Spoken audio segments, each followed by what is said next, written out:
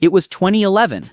Gas prices were rising, emissions rules were getting tighter, and Chrysler was in trouble. For years, the company had depended on old V6 engines that simply couldn't keep up anymore. Competitors were building smaller, more efficient engines with more power, while Chrysler was still relying on designs that felt like they belonged in another era. The automotive landscape was changing rapidly. Ford had its EcoBoost revolution.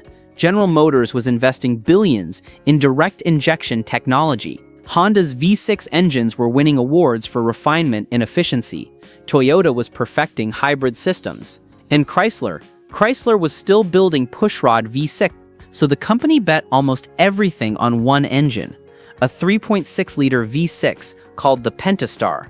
At first, it looked like a miracle. It made more power than some V8s from just a decade earlier. It was smooth, efficient, and incredibly versatile. Within a few years, it was powering everything from family sedans and minivans to muscle cars and pickup trucks. And then the complaints started: ticking noises, cylinder head failures, misfires, expensive repairs. Suddenly, the same engine being praised as one of Chrysler's greatest engineering achievements was also being called one of its biggest headaches. So which is it? Is the Pentastar one of the best V6 engines Dodge and Chrysler ever built? Or is it a disaster hiding under the hood of millions of vehicles? Most people think they know this story. They don't. Because the truth behind the Pentastar's reputation is far more complicated. To understand it, you have to go back to the late 2000s. At the time, Chrysler's engine lineup was a mess.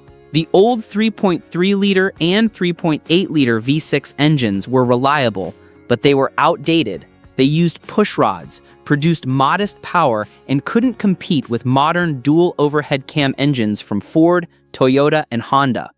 The 3.8-liter made around 197 horsepower.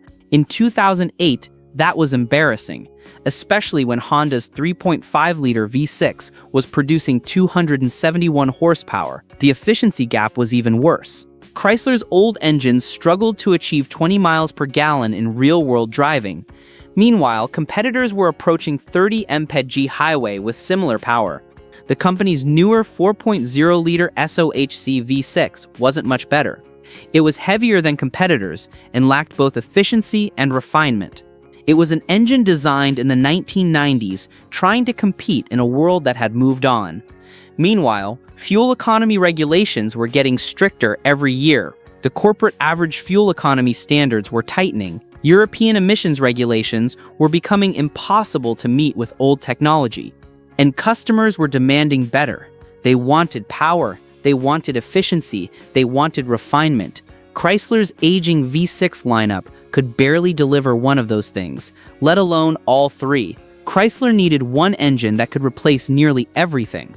One engine that could fit sideways in front-wheel drive vehicles and longitudinally in rear-wheel drive platforms. One engine that could power a family crossover, a police sedan, or even a muscle car. One engine that could meet emission standards around the world. One engine that could save the company. That was an enormous challenge, and that's exactly what engineers set out to build. The result was the Pentastar. On paper, the engine was incredibly ambitious. It displaced 3.6 liters, or 220 cubic inches. It featured an aluminum block and aluminum cylinder heads to save weight. Bore measured 96 millimeters, while stroke came in at 83 millimeters. That over-square design allowed the engine to rev freely and breathe efficiently at high RPM. Compression ratio initially stood at around 10.2, 1 depending on application. The engine used dual overhead camshafts and 4 valves per cylinder, 24 valves in total, variable valve timing on both intake and exhaust camshafts. The camshaft phasers could advance or retard timing up to 50 degrees on the intake side. That kind of flexibility allowed the engine to optimize performance across the entire RPM range, low-end torque when you needed it, high RPM power when you wanted it. The intake manifold was a sophisticated two-piece aluminum design with variable length runners in some applications, short runners for high RPM breathing, long runners for low-end torque. The engine management system determined which configuration worked best for any given situation. This wasn't just a replacement engine, it was Chrysler's leap into the modern era. The first versions produced around 283 horsepower and 260 pound-feet of torque. Think about that for a second. Just a few years earlier, many V8-powered family sedans weren't making that kind of power. The 2005 Dodge Charger R/T with a 5.7-liter Hemi V8 made 340 horsepower. The Pentastar was making 283 from nearly 2 liters less displacement. And the Pentastar was doing it while returning significantly better fuel economy. Highway numbers approached 30 miles per gallon in lighter vehicles. That was nearly impossible with the old engines. People were impressed. Automotive journalists praised it. Ward's Auto named it one of the 10 best engines for 3 consecutive years. Customers loved the smooth power delivery. Engineers loved its flexibility. And Chrysler started putting it into everything. The Dodge Charger, the Challenger, the Chrysler 300, the Jeep Wrangler, the Grand Cherokee, the Ram 1500, the Pacifica, the Durango, the Dodge Journey, the Chrysler Town & Country before it was discontinued, even the Ram ProMaster commercial van in certain markets. At one point, the Pentastar was being installed in over a dozen different vehicle lines across multiple brands. Production skyrocketed. Millions of engines were built. Manufacturing facilities in Trenton, Michigan and Saltillo, Mexico ran around the clock. For Chrysler, the Pentastar became the backbone of the company. It was the engine that kept the lights on, the engine that allowed Chrysler to meet fuel economy standards, the engine that gave customers a viable alternative to expensive V8s. But there was a problem. Actually, there were several, and the first one showed up surprisingly quickly. Owners of early engines started reporting rough idle conditions and check engine lights. Specifically, vehicles from the 2011 to 2013 model years. Then came misfire codes, P0302, cylinder number 2, again and again, left bank, second cylinder from the front. The pattern was unmistakable. Technicians began noticing a pattern. Some engines were developing cylinder head failures. Specifically, problems with the left side cylinder head. Valve seats and valve guides weren't behaving as intended. In some cases, excessive wear prevented valves from sealing properly. The valve seats, which are pressed into the aluminum cylinder head, were experiencing microscopic movement, heat cycling, expansion and contraction, thousands of combustion events. Over time, some valve seats would shift ever so slightly, not enough to fall out, but enough to prevent perfect sealing. Compression dropped, misfires began, power disappeared, and the check engine light illuminated. Cylinder 2. Every single time. The issue became so widespread that Chrysler eventually issued service bulletins and extended warranties for affected vehicles. Technical Service Bulletin 0900414 addressed the cylinder head concerns. Chrysler extended powertrain warranties to 10 years or 150,000 miles for certain affected vehicles. That's not something manufacturers do unless a problem is significant. And that's where the Pentastar's reputation split in two, because here's the strange thing. The majority of Pentastar engines never experienced this problem. Most 2011 models ran fine. Most 2013 models ran fine.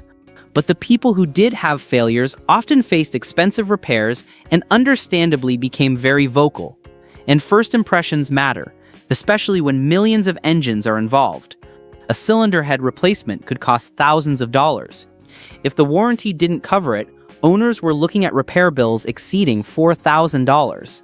For an engine in a vehicle that might only be a few years old, that felt like betrayal. But the cylinder head issue wasn't the end of the story, because another complaint started appearing. The infamous Pentastar tick. If you've spent time around these engines, you've probably heard it. Tick, tick, tick. A rhythmic noise from under the hood.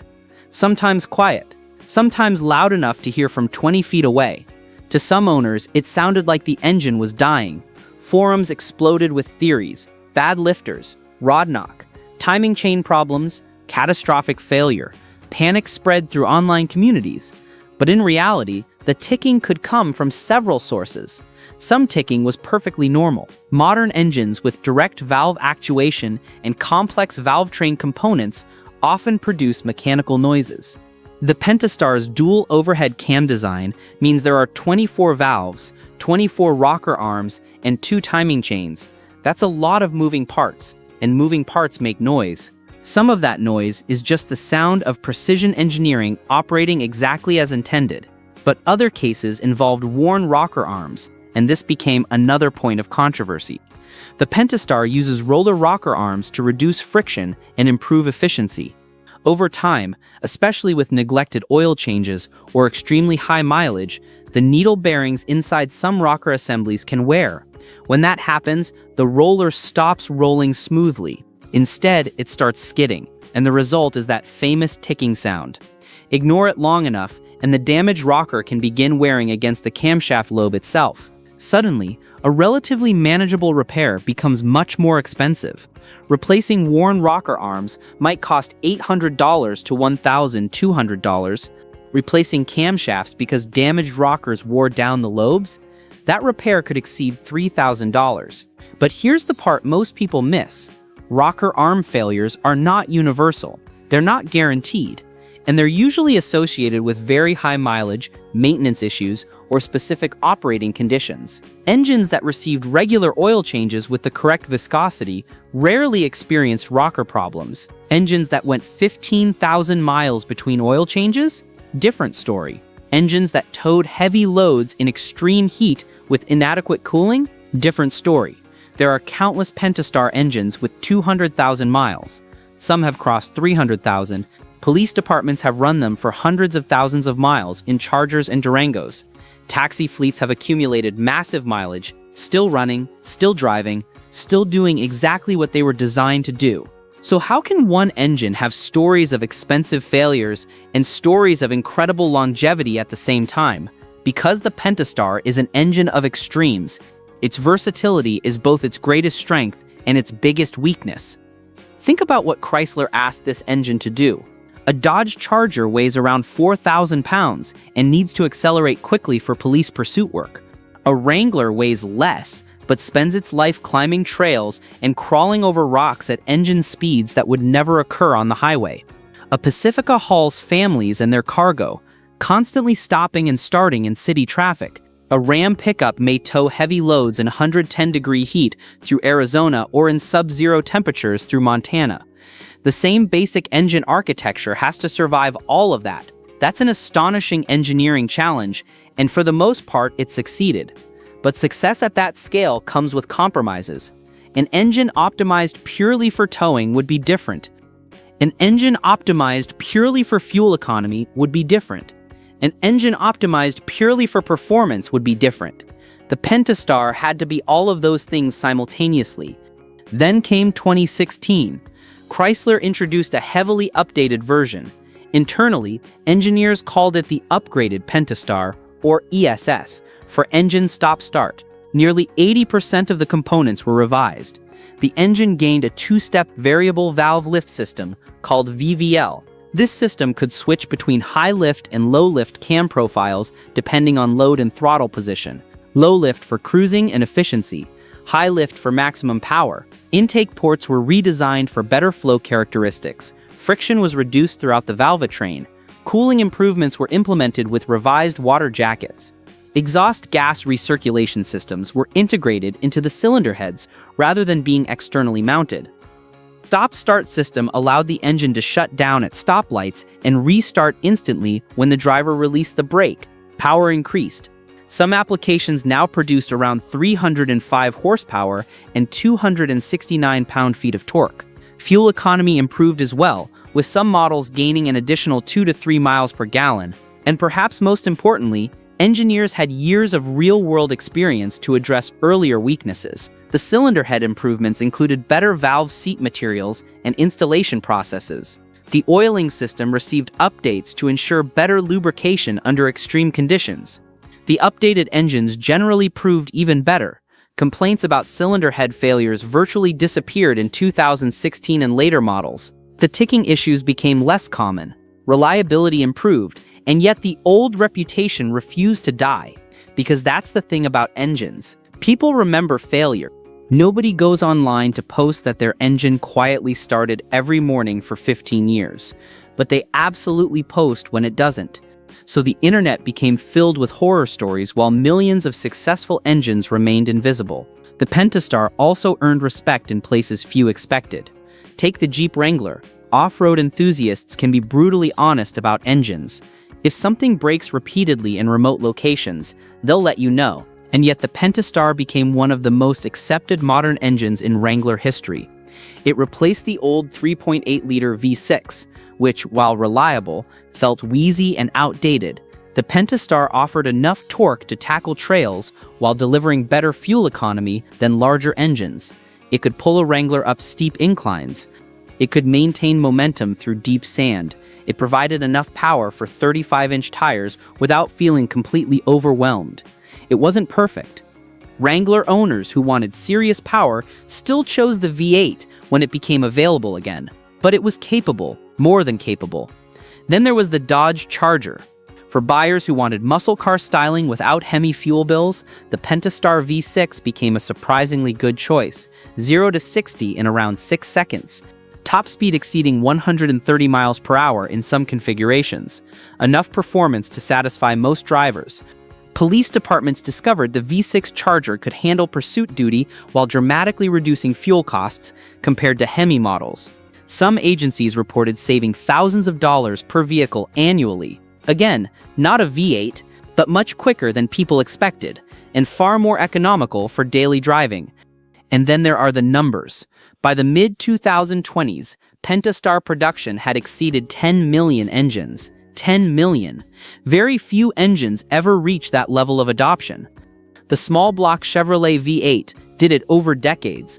The Ford Windsor V8 family did it over generations. The Pentastar did it in about 12 years. Manufacturers don't install an engine in millions of vehicles over more than a decade if it's fundamentally broken. They simply don't. The warranty costs alone would be devastating. The reputation damage would be terminal, but widespread use also creates a strange effect. Even rare failures start looking common. Imagine 1% of 10 million engines experiencing a problem. That's 100,000 stories, 100,000 repair bills, 100,000 angry owners, 100,000 forum posts, 100,000 YouTube videos. Suddenly, the internet feels like the engine fails constantly.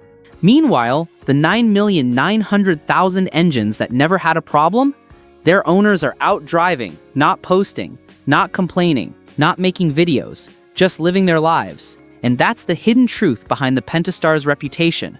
Its success actually amplified its failures. The engine became so common that every issue appeared larger than life. From an engineering perspective, the Pentastar was a remarkable achievement. Aluminum block construction, aluminum cylinder heads, dual overhead camshafts, 24 valves, variable valve timing on intake and exhaust, variable valve lift in later versions, power outputs exceeding 300 horsepower, applications ranging from minivans to muscle cars, all while meeting increasingly strict emission standards and fuel economy requirements around the world. Did it have problems? Absolutely. The early cylinder head failures were real. Rocker armware can be real. Ticking complaints can be real. Oil consumption issues appeared in some high-mileage examples. Coolant leaks from failed water pump housings occurred. Exhaust manifold cracks developed in some applications. No engine is perfect, but was it a disaster? Not even close. The evidence simply doesn't support that conclusion, because engines that are truly disastrous don't survive for over a decade. They don't power millions of vehicles. They don't become the default engine across entire brands. They don't win industry awards multiple years in a row. They don't get chosen by police departments and commercial fleets. The Pentastar did all of those things. Its story isn't one of perfection, it's one of compromise. An engine asked to be everything for everyone. A family engine, a work engine, an off-road engine, a muscle car engine, a commercial vehicle engine, an economy engine, a performance engine. And somehow, despite its flaws, it managed to do all of it surprisingly well. That's why the Pentastar has both the best and worst reputation.